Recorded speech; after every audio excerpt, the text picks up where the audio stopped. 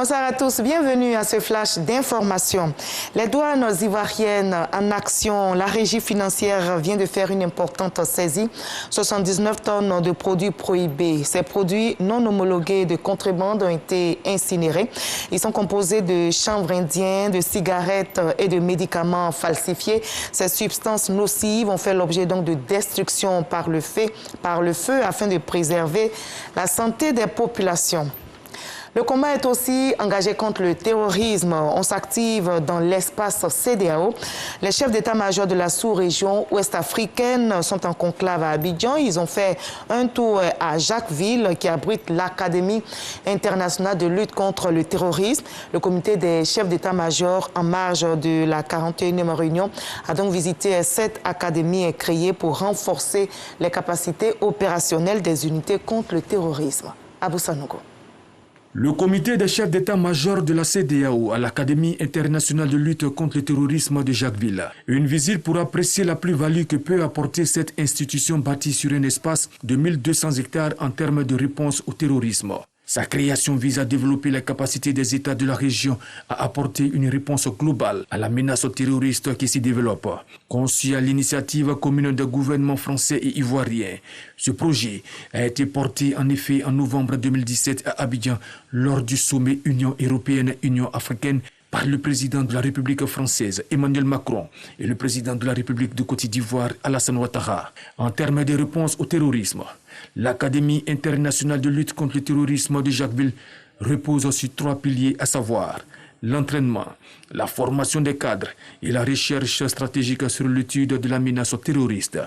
Les chefs militaires de la sous-région ouest-africaine ont visité les différentes installations, à savoir le champ de tir et le village sahélien, chargé de renforcer les capacités opérationnelles des unités engagées dans la lutte antiterroriste.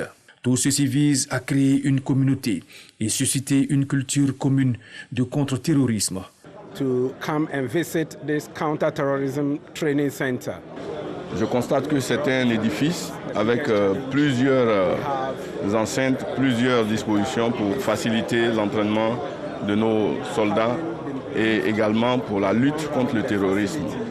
Nous avons été enchantés de voir que c'est une initiative qui est devenue concrète et nous espérons que cela va durer dans le temps.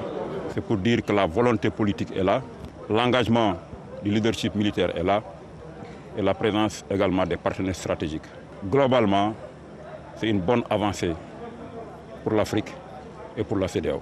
L'Académie internationale de lutte contre le terrorisme de Jacquesville ambitionne de devenir un pôle d'expertise et de compétences régionales en matière de lutte contre le terrorisme au bénéfice de la stabilité des États et de la sécurité des populations. Service d'observation de la Terre, technologie géospatiale, service de communication par satellite. La Côte d'Ivoire, comme on le voit, veut se repositionner sur le marché de l'industrie géospatiale. Le pays organise en ce moment même une rencontre internationale sur l'innovation et les sciences géospatiales en vue d'une croissance et développement durable de l'Afrique. 500 experts issus de plusieurs pays participent à la réunion d'Abidjan. À un mois du scrutin présidentiel prévu en Libye, le représentant de l'ONU dans le pays annonce sa démission. Le diplomate slovaque n'était en fonction que depuis janvier dernier. Il remplaçait Hassan Salamé après plus de 10 mois de vacances du poste. L'ONU promet de trouver son remplaçant le plus rapidement possible afin d'assurer la continuité. L'organisation onusienne plaidait pour un transfert du poste de Genève à Tripoli pour assurer une meilleure médiation, mais le Slovaque était contre ce déménagement. Notez que le scrutin présidentiel en Libye aura lieu le 24 décembre prochain et 98 candidats, dont 2 femmes, sont en lice. En Éthiopie, la coalition de rebelles tigréens est à moins de 200 km de la capitale. Et le Premier ministre Abiy Ahmed, prix Nobel de la paix 2019, appelle le peuple à se lever. Après avoir déclaré l'état d'urgence le 2 novembre dernier, il annonce qu'il se rendrait en personne sur la ligne de front pour diriger la défense de la capitale.